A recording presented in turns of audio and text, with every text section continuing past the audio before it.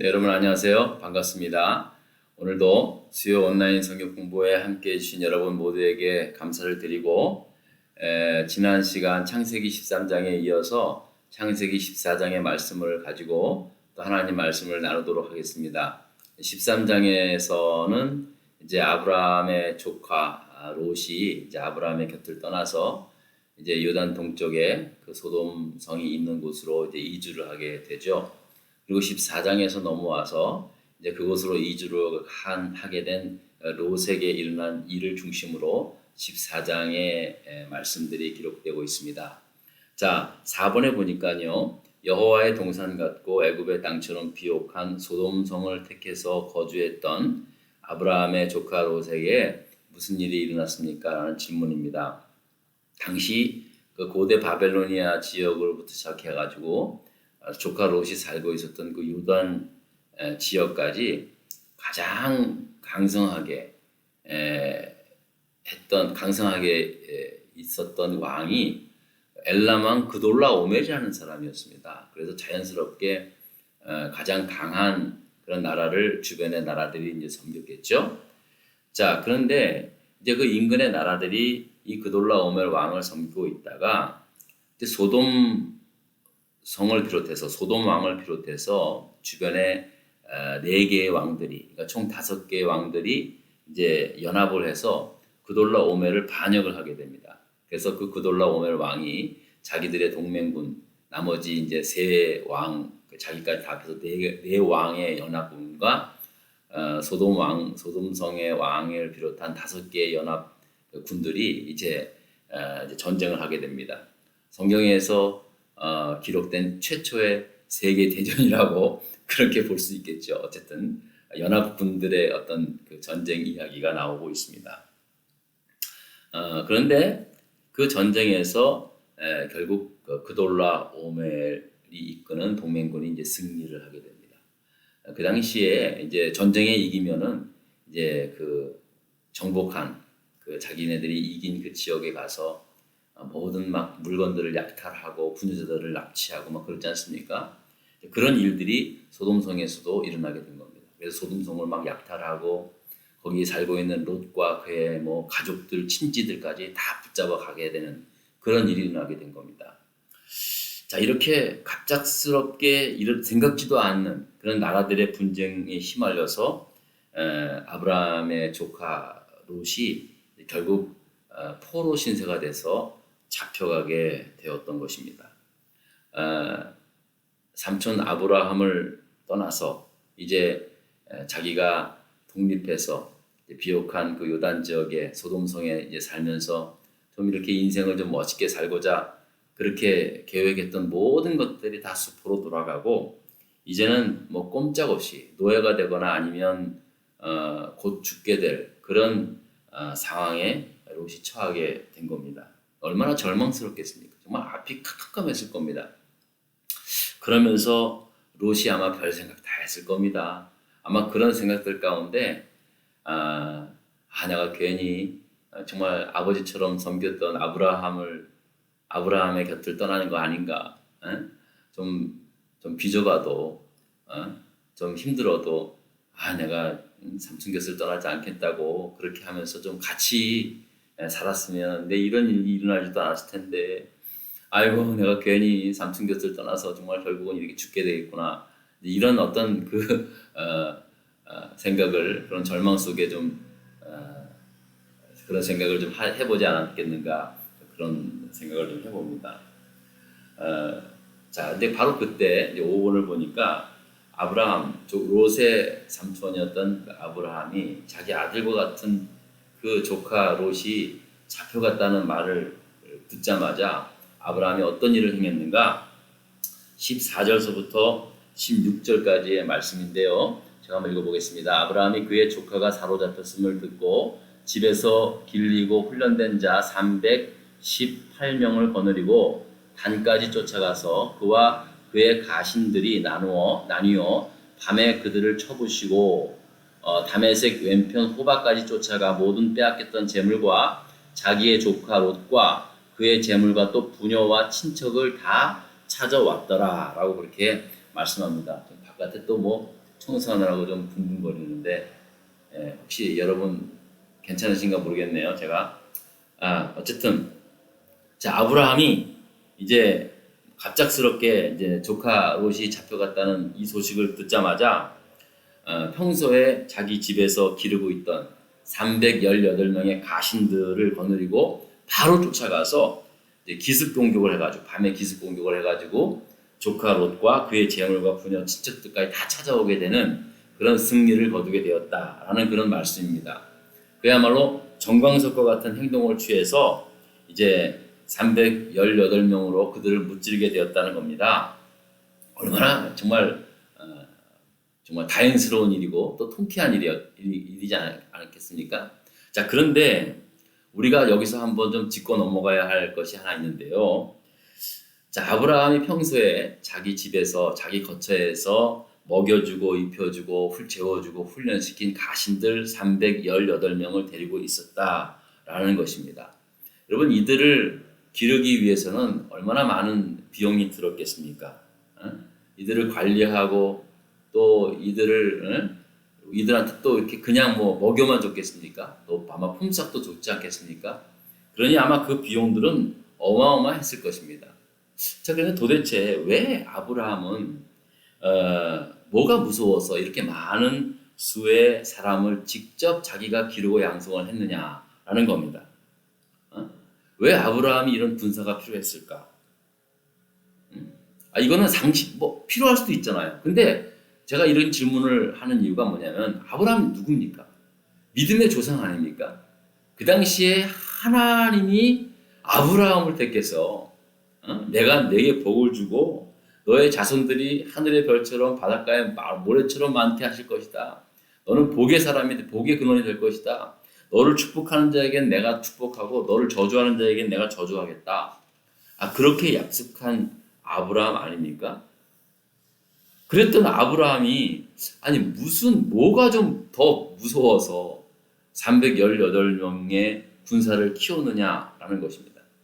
실제로 여러분 아브라함이 애굽에 내려갔을 때 가뭄 때문에 애굽에 내려갔을 때 이제 자기 아내 사레가 이제 너무 이뻐서 내가 그의 남편이라고 하면 나를 죽여서 아내를 빼앗을까 같아서 이제 아내가 내 동생이라고 속이지 않았습니까? 여동생이라고. 그래서 결국 자기 아내를 바로 왕에게 이제 내주게 되었습니다. 근데 하나님이 어떻게 했습니까? 직접 간섭하셔서 결국 아내를 돌려받고 가나안 땅으로 오지 않습니까? 하나님이 지켜주신 거예요.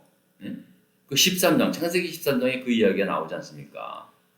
자, 하나님이 이렇게 지켜주셨던 아브라함이었는데 갑자기 아브라함이 318명이나 되는 군사를 집에서 기르고 있었다는 것, 이거를 보면은요, 과연 진짜 아브라함이 정말로 하나님을 이렇게 완전하게 의지하고 살아가고 있는 건가? 아니면 좀 하나님을 좀 믿지 못해서 그런 건가? 뭐 이런 식으로 우리가 좀 이렇게 생각할 수 있다는 것입니다.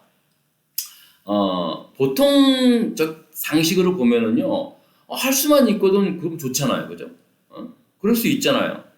그런데 우리가 가끔 이제 그 하나님을 믿는 그 믿음에 대해서 이런 식으로 생각할 수 있다는 겁니다. 자기 스스로도 그런 식으로 생각할 수 있는 게 뭐냐면, 저 사람 저렇게 예수를 잘 믿는다고 하는데, 왜 이렇게 저렇게 고민이 많아? 하나님이 다 지켜주신다며?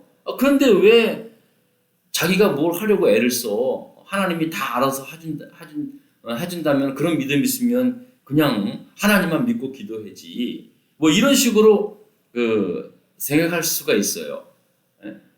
가끔 그렇게 생각할 수가 있어요. 뭐 믿음이 마치 뭘 가지면은 너 하나님 믿는다는데 왜 그럴 수가 있을까라는 이제 생각을 할 때가 있다는 겁니다.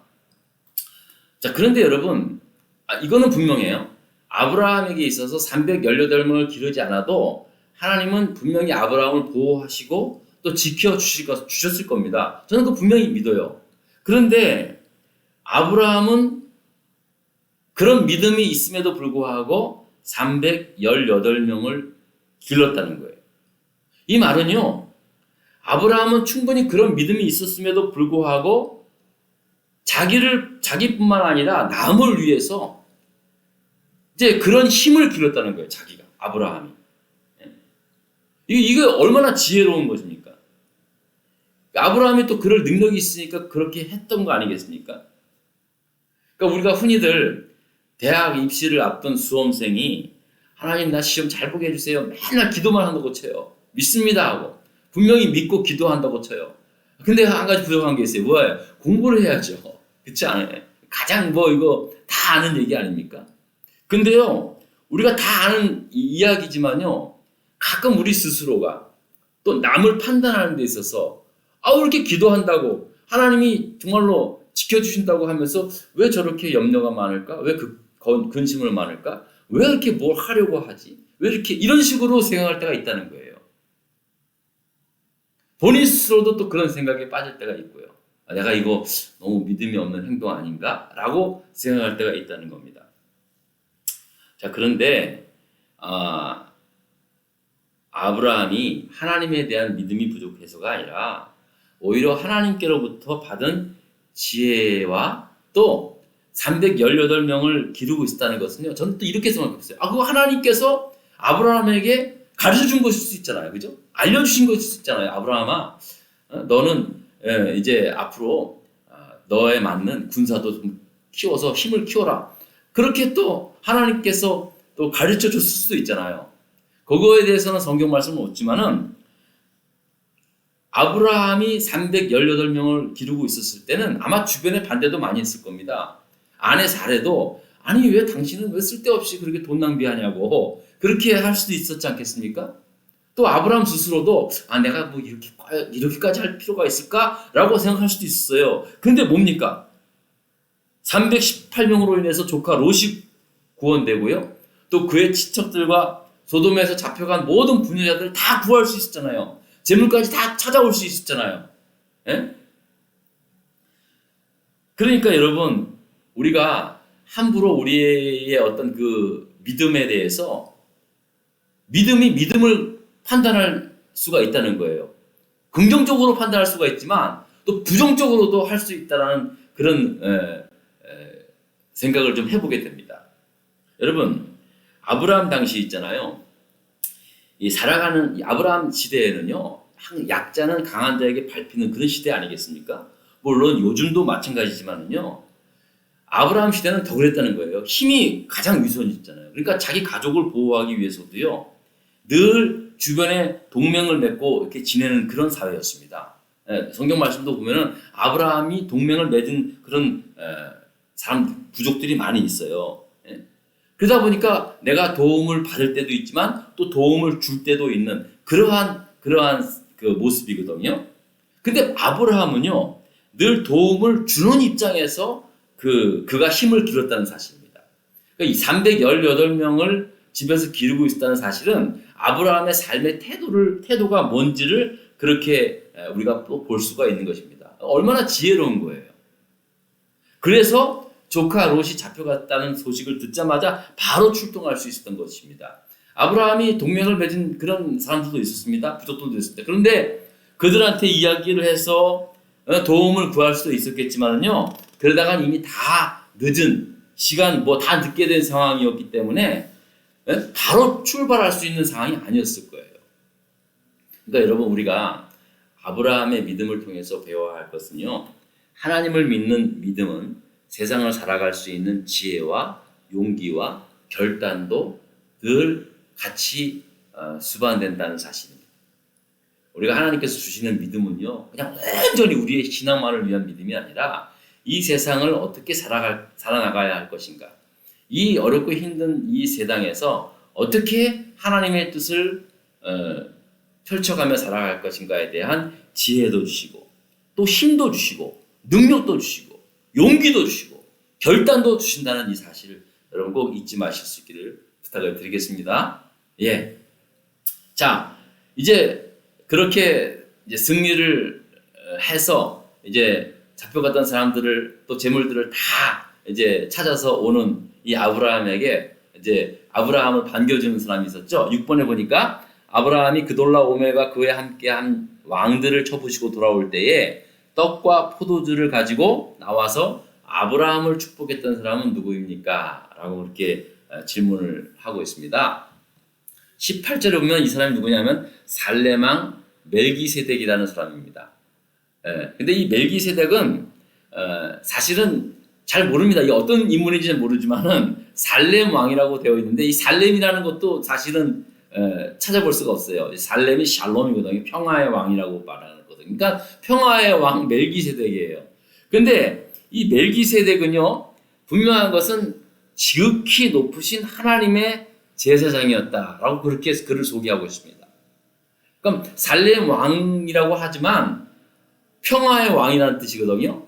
근데 그는 왕이라고 소개를 함과 동시에 지극히 높으신 하나님의 제사장이었다라고 밖에는 소개되지 않아요. 그리고 신약에 와서요, 히브리서 5장, 6장, 7절에 보니까는요, 그를 어떻게 소개를 하고 있냐면은 예수께서는 멜기세덱의 반차를 따른 제사장이다라고 그렇게 소개하고 있습니다. 그러니까 예수님이 그의 반차를, 그러니까 영적인 그러니까 제사장의 반차를 쫓아서 그를 따른 제사장 멜기세덱을 따른 사람이다 라고 그렇게 말하고 있는 거예요. 그러니까 분명한 것은 분명히 멜기세덱이 그 멜기세덱의 반차를 따라서 예수님도 제사장과 같은 역할을 한 거예요. 히브리서는 그렇게 소개를 하고 있습니다. 자, 그런데 이 사람에 대해서 이 멜기세덱이라는 사람은 그거밖에 없어요. 그거밖에 알 수 없어요. 이 창세기 14장에서 나오고는 아무도 어떤 것도 멜기세덱에 대해서 기록한 바가 없고요. 히브리서에서만, 신약에 넘어와서 히브리서에서만 예수께서 멜기세덱의 반차를 이어받은 제사장이다라고 그렇게밖에 소개를 안 하고 있다는 것입니다. 자, 누군지 알 수 없어요. 그래서 히브리서 5장 11절에 보니까는요, 이렇게 말씀하고 있습니다. 멜기세덱에 관하여는 우리가 할 말이 많으나. 그러니까 멜기세덱에 대해서는 사실 굉장히 할 말이 많은데 너희가 듣는 것이 둔함으로 설명하기 어렵다는 거예요. 그러니까 아무리 설명을 해도 이해할 수 없는 사람이라는 거예요, 멜기세덱이. 그러니까는 이건 분명해요. 멜기세덱은 우리의 이성적인 우리의 어떤 사람, 우리와 같지는 않은 그런 영적인 그런 존재라는 사실을 우리가 알 수 있죠. 그래서 히브리서 기자가 말하기를 우리가 할 말이 많다도 아무리 설명을 해도 너희가 알아듣지 못하기 때문에 더 이상 말 안 하겠다라고 그렇게 이해를 하고 있습니다. 그래서 저도 아는 바가 없어서 말을 안 하겠습니다만, 이제 성경에 나와 있는 대로 따르면은 그런 멜기세덱이 그런 존재다라고 그렇게 이야기를 하고 있습니다. 그래서 멜기세덱이 아브라함을 맞이했고 아브라함은 이제 전리품의 11조를 멜기세덱에 드렸다라고 그렇게 성경은 소개하고 있습니다. 자, 이제 7번만 하고 마치겠습니다. 소돔왕이 아브라함에게 잡혀갔던 사람만 돌려주고 모든 물품은 아브라함이 가지라고 했을 때 아브라함이 손을 들어 맹세한 것은 무엇입니까? 라고 그렇게 말씀하고 있습니다. 우리 22절과 22절부터 24절까지 한번 읽어보겠습니다. 자, 아브라함이 소돔 왕에게 이르되 천지의 주제이시오 지극히 높으신 하나님 여호와께 내가 손을 들어 맹세하노니 내 말이 내가 아브라함으로 치부하게 하였다 할까 하여 내게 속한 것은 실 한 오락이나 들매끈 한 가닥도 내가 가지지 아니하리라. 오직 젊은이들이 먹은 것과 나와 동행한 아넬과 에스골과 마므레의 분깃을 제할지니 그들이 그 분깃을 가질 것이니라 라고 말씀하고 있습니다. 자, 그러니까 무슨 말이냐면요, 이제 아브라함이 소돔 왕을 도와준 일로 인해서 이제 소돔 왕이 빼앗겼던 모든 재물을 다 갖고 사람만 돌려달라 그런 거예요. 그랬더니 아브라함이 그런 거예요. 내가 이것을 가지면은 너가 나를 갖다가 부자로 만들었겠다. 그러니까 이 모든 공로를 네가 결국은 다 했다라고 그렇게 이야기할 것 같아서 나 싫다. 노 땡큐다. 다 이거 다 가져라. 그러면서 그렇게 다 돌려줬다는 그런 말씀입니다. 이건요, 여러분, 이제 아브라함의 또 다른 면모를 좀 보여주고 있는데요. 왜 아브라함이 그러냐면 결국 그겁니다. 이거 하나님께서 하신 일이다. 하나님께서 함께 하시고 하나님께서 정말로 이루신 이 일인데 그 영광을 조금이라도 난 너한테 줄 수 없어. 조금이라도 남한테 내가 나눌 수 없어. 오직 하나님께만 영광이 돌리겠다. 라는 그런 의미였습니다. 뭐 이거 아브라함의 자존심이 문제가 아니었어요, 사실은. 말씀을 보면은 마치 아브라함이 아유 나 그까짓 거 안 받아라는 식인데 그게 아니라 그게 아니라 내가 이제 이 빼앗아 왔던 이 재물을 다시 찾게 되었는데 이거를 내가 가지자면은 결국 당신 소돔 왕이 내가 이거 다 줬어. 그거를 그렇게 다 줬어. 그래서 그가 이렇게 큰 부자가 되었어. 라고 하면서 마치 내가 그렇게 부자가 된 것을 당신 때문에 그렇게 된 것이라는 식으로 생각을 하게 되면 이거 내가 이렇게 복을 받은 건 다 하나님이 하신 건데 응? 당신이 하나님의 영광을 난 당신한테 조금이라도 나눌 수 생각 없다. 라고 하는 아브라함의 그런 믿음의 고백이었다는 사실입니다. 아브라함의 정말 진면모다운 영광. 다른 건 몰라도 여러분 정말로 하나님으로 인해서 내가 이렇게 받은 이 복은요 온전하게 하나님께만 영광 돌리는 그러한 삶을 아브라함이 살았다라고 그렇게 우리가 묵상을 하게 됩니다. 정말 아브라함다운 믿음입니다. 앞으로 계속해서 아브라함의 믿음을 통해서 우리가 계속해서 믿음이 참 이래야 되는구나. 우리의 믿음에 대해서 한번 생각하면서 또 아브라함의 믿음을 본받는 저와 여러분 될 수 있기를 바랍니다. 여러분 감사합니다.